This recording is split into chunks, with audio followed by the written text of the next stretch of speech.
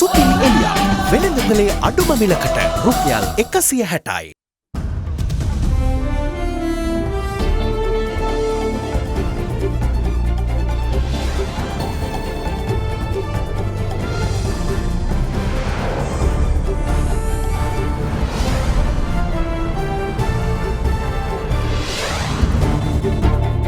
Tonight, trading barbs. The UNP Parliament seat is finally occupied as the opposition takes aim at the government's pandemic response. The army commander doesn't know anything about viruses. You are mismanaging this pandemic. That is why we are in the third wave now. Mix and match. Hope shines for Covishield receivers with Pfizer vaccines to the rescue. First consignment will be received on 6 July and it will be followed by another 26,000 on 12th and it will be used as the second dosage for the AstraZeneca vaccines. The plot thickens. The Indian government warns of a third wave from a new, more dangerous Delta Plus variant. Gradual recovery. The Export Development Board paints a picture of confidence for the country's export sector. Our target of 15.7 billion US dollars looks achievable. We have seen a growth in the agriculture sector as the world demands food from single origin to organic. All this and much more coming up on this Wednesday, the 23rd of June 2021. ඒ කියන්නේ life බොයි අවස්ථා 10කදී ලෙඩ රෝග 10කට හේතු වන virus ඇතුළු විෂ බීජවලට එරෙහිව සටන් කරනවා කියලා. From AdaDerana, this is AdaDerana First at 9. Live from Studio 24 in Colombo.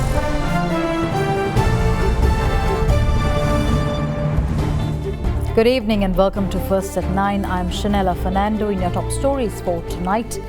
Matters concerning the COVID-19 pandemic and the country's economic situation took precedence in Parliament today, with the government being heavily criticised for its work in those departments. The opposition emphasised the lack of leadership and inadequate laws in the country, describing them as reasons behind the government's failure to combat COVID-19 effectively. Meanwhile, issues regarding political prisoners were also raised during today's session, with Ilange Tamilarsa Katchi parliamentarian M.A. Sumandiran stating that the government's continuous emphasis on the matter is suspicious, while calling on them to act on it without merely making utterances. In the meantime, former Prime Minister Ranil Wickremesinghe took oaths in Parliament today as the only representative of the United National Party.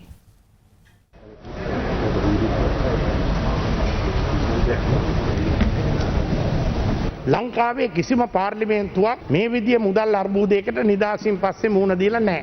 මේ රටේ ජනතාව මුලා කිරීම සඳහා සහන දියව් කියලා පාර්ලිමේන්තුවේ නැටුවට ඒ සහන දෙන්න වෙන්නේ කොහෙන්ද? ජනතාව මතම බරපතල බදු අය කිරීමෙන් පමණයි. ගෝඨාභය රාජපක්ෂ මැතිතුමා බලයට ඇවිල්ලා පළවෙනි මාසෙම බිලියන 800ක් බදු සහන දීලා නැති කරගත්තා. ඒකයි ඔය ආර්ථික අර්බුදයට මුල එතන.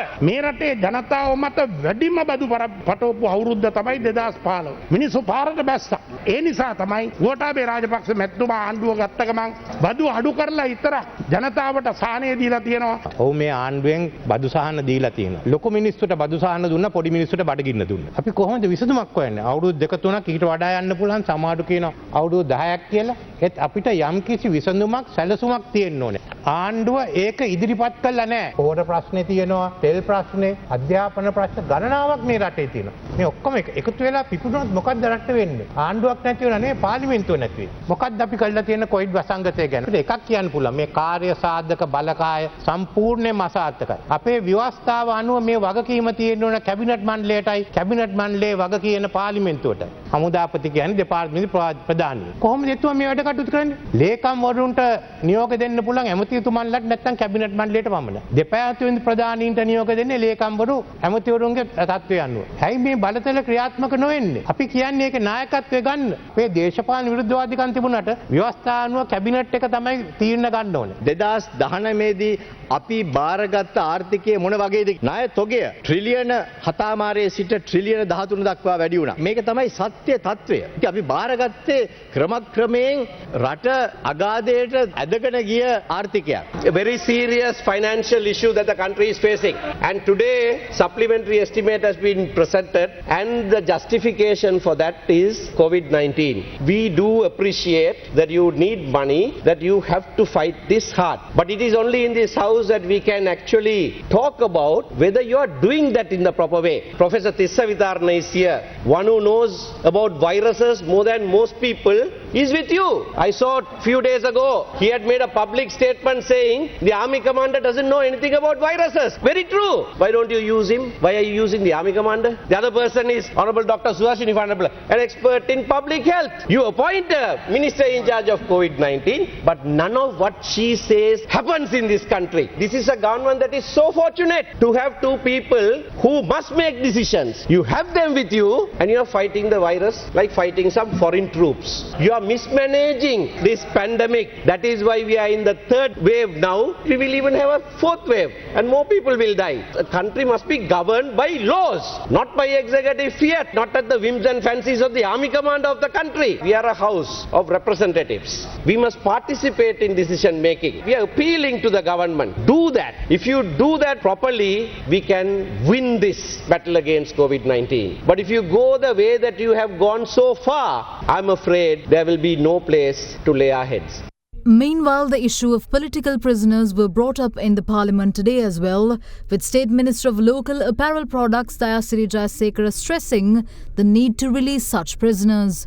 දෙමළ සිරකරුවන් නිදහස් කිරීම පිළිබඳව අපි හැමදාම මේ පාර්ලිමේන්තුවේ කතා කරලා තියෙනවා. ඒ නිසා අපි යෝජනා කරනවා ඔවුන්ව නිදහස් කරන්න අවශ්‍ය කරන සම්පූර්ණ වැඩ කටයුතු ටික අපි තාම ඉක්මනින් කළ යුතුයි. ඔවුන් දැන් දුක් විඳ ඇති අවුරුදු ගාණක්. No government ever said we can't release them. You kept them for 10 years. Even yesterday, it was strange that a minister from the government is pleading with the government to work out a system of release. If the government is continuously saying, oh, we are going to do it, we are going to do it, our suspicion is that they are not going to do it. Without saying this ad nauseum, release them. What is standing in the way? When you are on this side, Honorable Dayasiri Jayasekara, you have attacked the Prevention of Terrorism Act. You have talked about political prisoners. Today you say you welcome it. Don't just keep welcoming it. Do it. Just want to clarify, we never attacked the PTA when we are in the government. We wanted to change it. But the problem is the way it is going to be changed. Clauses that they wanted to put, we don't want to put that. Because the terrorism is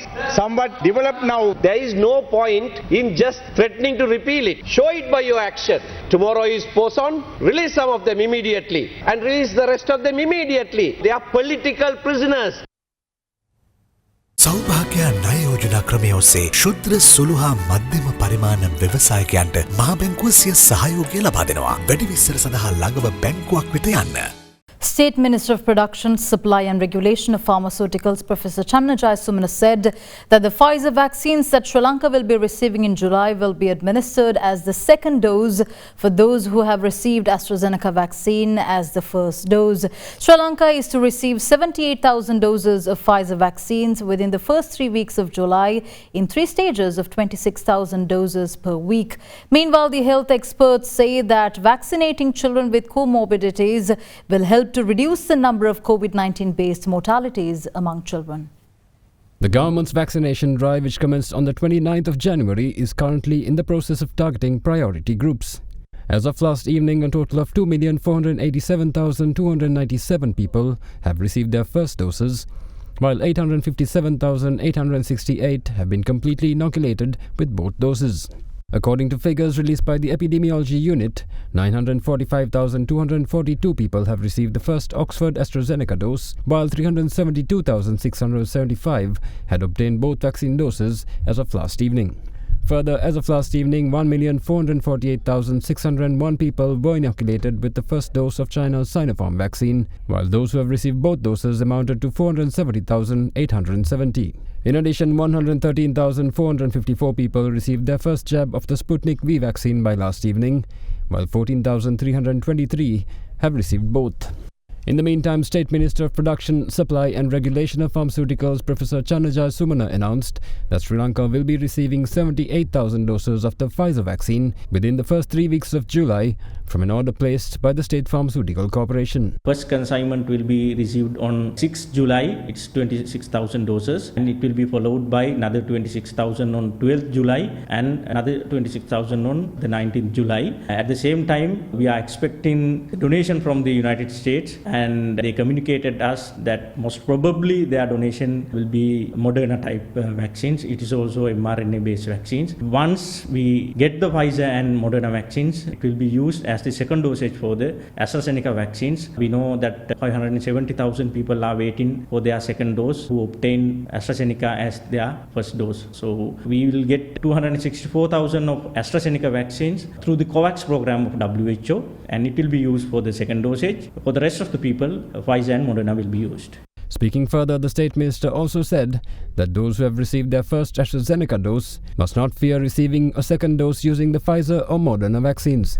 එහි කිසිදු අතුරු ඵලයක් පිළිබඳව වාර්තා වෙන්නේ නැහැ. ඒ කියන්නේ අනිසි බියක් ඇති කරගන්න අවශ්‍ය නැහැ. විශේෂයෙන්ම යුරෝපීය රටවල්, ඒ වගේම කැනඩාව, ඒත් එක්කම දකුණු කොරියාව මේ තීරණය අරන් තියෙනවා. පළවෙනි මාත්‍රාව AstraZeneca ලබාගත් අයට දෙවෙනි මාත්‍රාව Pfizer ලබා දෙන්න. ඇත්තටම එම රටවල් වලට එම තීරණය ගන්න හේතු උනේ දෙවෙනි මාත්‍රාව Pfizer ලබා දෙන්න හේතු උනේ උන්ට මාත්‍රාන් අවශ්‍ය ප්‍රමාණය නැති නිසා නෙමෙයි. වඩාත් ඵලදායි දෙවෙනි මාත්‍රාව හැටියට Pfizer ලබා දීම නිසා උන්ගේ ඖෂධ නියාමනයේ කරන අධිකාරී ආයතන තීරණය කරපු නිසා තමයි එම තීරණය අරන් තියෙන්නේ. ඒ වගේම Pfizer පමණක් නෙමෙයි AstraZeneca පළවෙනි මාත්‍රාව ලබාගත් අයට දෙවෙනි මාත්‍රාව හැටියට Moderna එන්නතක් ලෝකේ ලබා දෙනවා. ඉතින් ඒ අපිට Moderna එන්නත ලැබුණොත් ඇමරිකා එක්සත් ජනපද ප්‍රධානී හැටියට අප බලාපොරොත්තු වෙනවා එයත් දෙවෙනි එන්නත හැටියට ලබා දෙන්න. Meanwhile, consultant pediatrician Dr. Suranta Perera has urged authorities to begin vaccinating high-risk children before laying out any plans to reopen schools. Now, we know the population of the children is amount to 4 million. So, if we vaccinate the children with comorbidities like heart diseases, severe lung diseases like severe asthma, and the children who are on certain drugs, medications, which will reduce the immunity also. So if we select this group of children, if we can vaccinate them,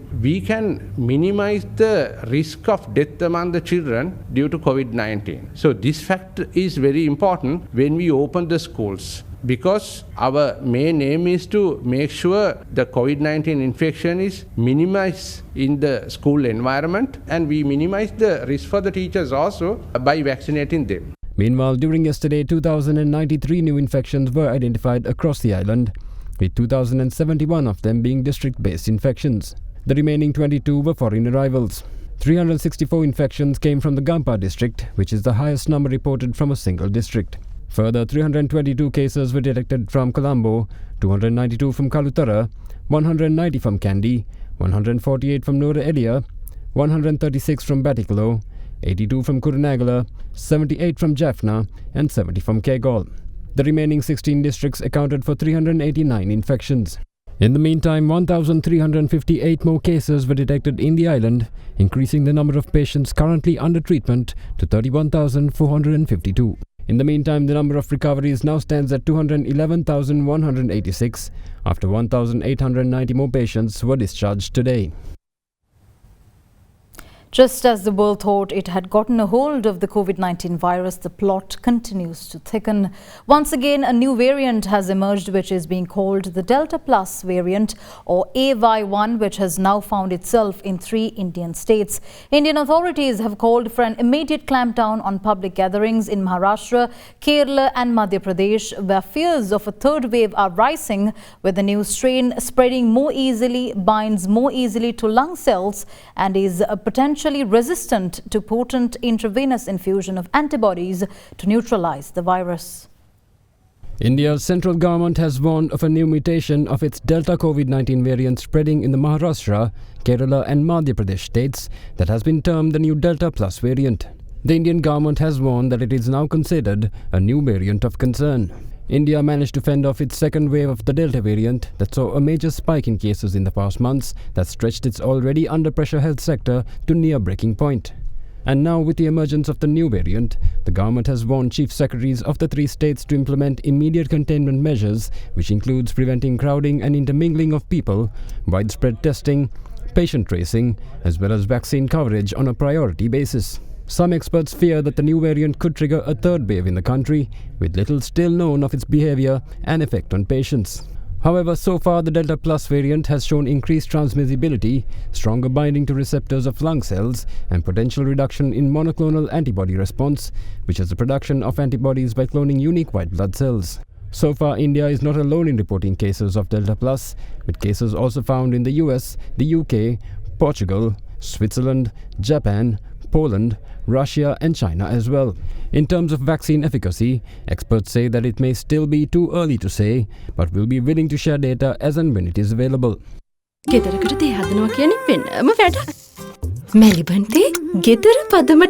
Travel restrictions will once again be imposed from 10 p.m. tonight and will continue until 4 a.m. on the 25th of June. The public is requested by the police to adhere to restriction orders, as stern action will be taken against any violators as per the law. The 66 hours of free movement that commenced at 4 a.m. on the 21st of June will come to an end at 10 p.m. tonight, as travel restrictions will be reimposed and will continue until 4 a.m. on the 25th of June. General public is kindly requested to stay at home all the time. In addition to that, the members of essential services are allowed to report for their duty tomorrow, and we are going to conduct a special surveillance operations across the country in order to monitor the situation. In addition to that, we are going to deploy approximately 20,000 police officers in order to apprehend the persons who violate the quarantine restriction order. The police media spokesperson also highlighted that the number of road traffic accidents have seen a rise after restrictions were lifted.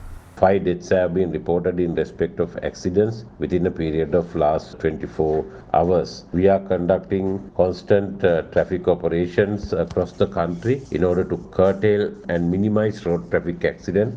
However, the driver's support or the rider's support is absolutely required. In addition to that, the pedestrians and the passengers should ensure the road safety all the time. Meanwhile, in other measures to curb the virus spread, several areas that reported a surge in COVID-19 cases of the island were placed under isolation at 6 a.m. today.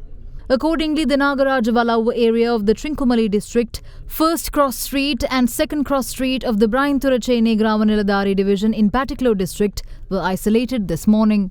Further, the Gramaniladari divisions of Kathankudi 4, Kathankudi 5, Kathankudi 6, Kathankudi 5 South, New Kathankudi East, New Kathankudi North and New Kathankudi South also entered isolation today.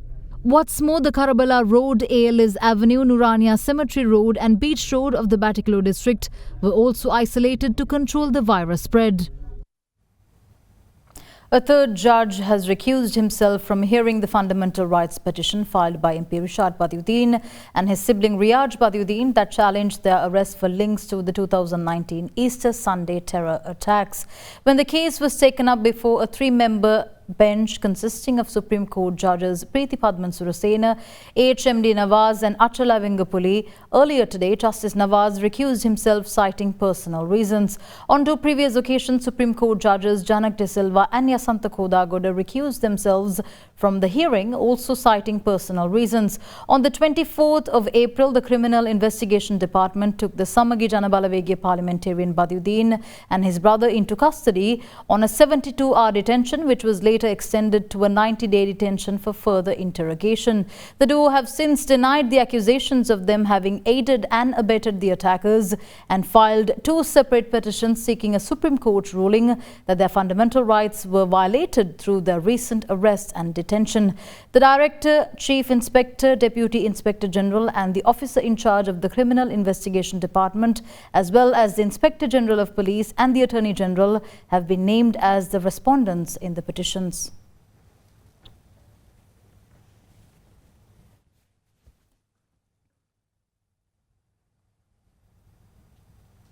Residents of Gaul, Gampaha, Kalutara, Putlam and Matara who have been directly affected by the Express Pearl disaster are to receive financial assistance through a €200,000 humanitarian donation by the European Union that will be disbursed through the Sri Lanka Red Cross Society.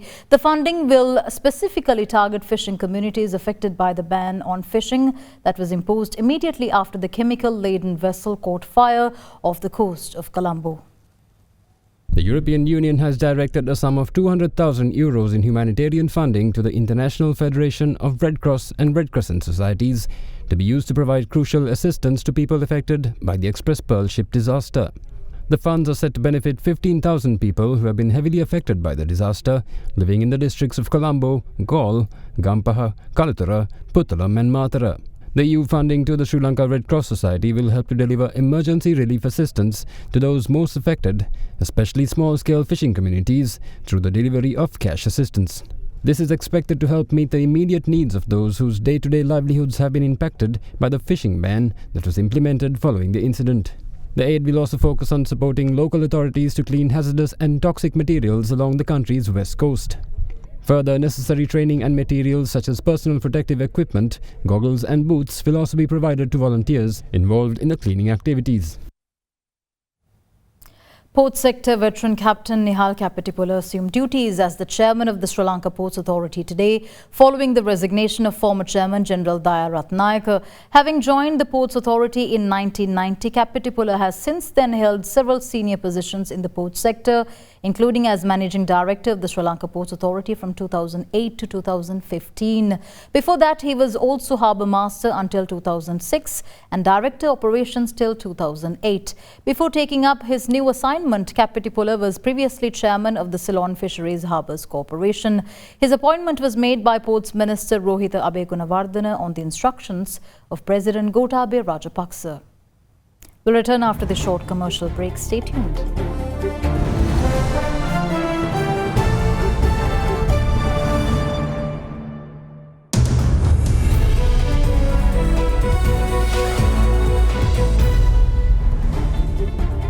Welcome back in your business news. The Export Development Board says that exports look set to reach the targeted $15.7 billion mark this year, having recovered from last year's low. Further speaking on new opportunities for the export sector, EDB Chairman Suresh Timel says that Sri Lanka could take advantage of the increasing demand for organic and single origin food produce.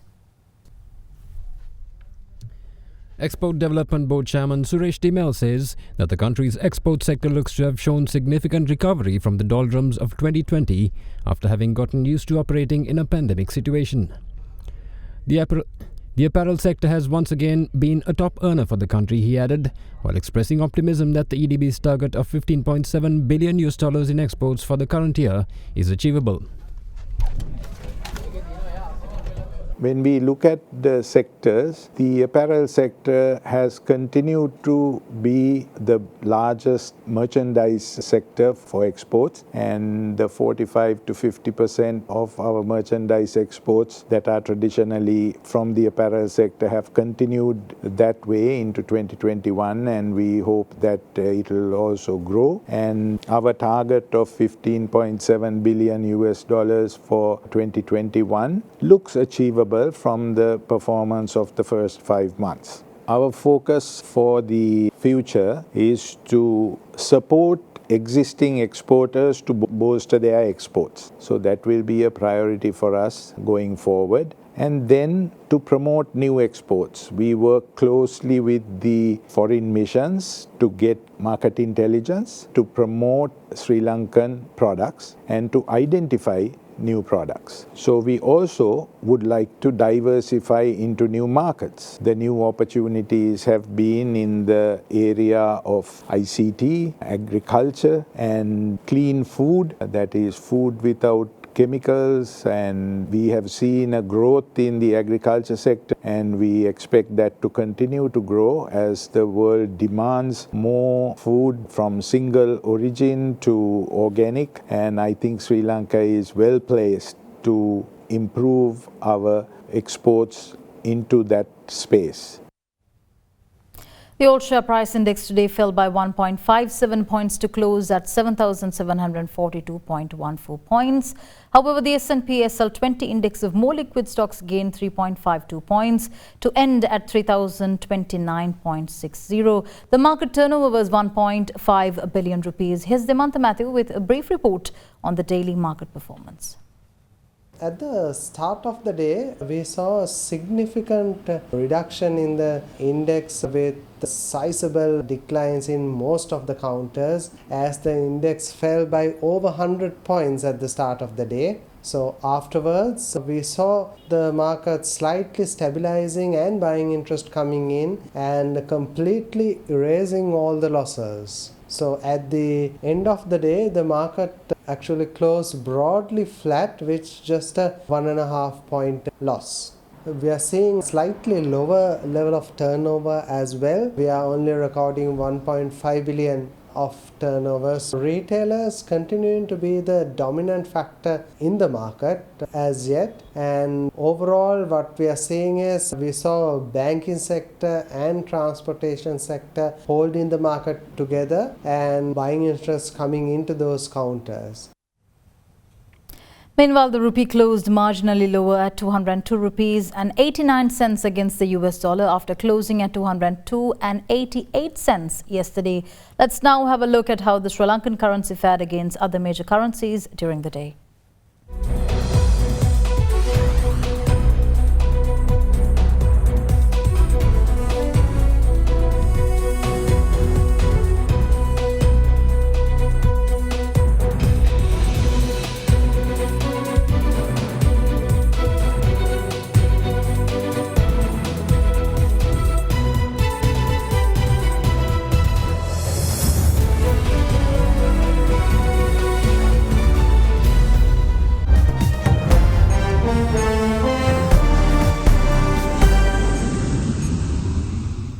In international news, private sector vaccination centers were opened up in Japan in a bid to increase the number of inoculations against COVID-19 in the country. In the meantime, COVID-19 restrictions have been imposed in Sydney, Australia to tackle a growing Delta variant cluster in the region.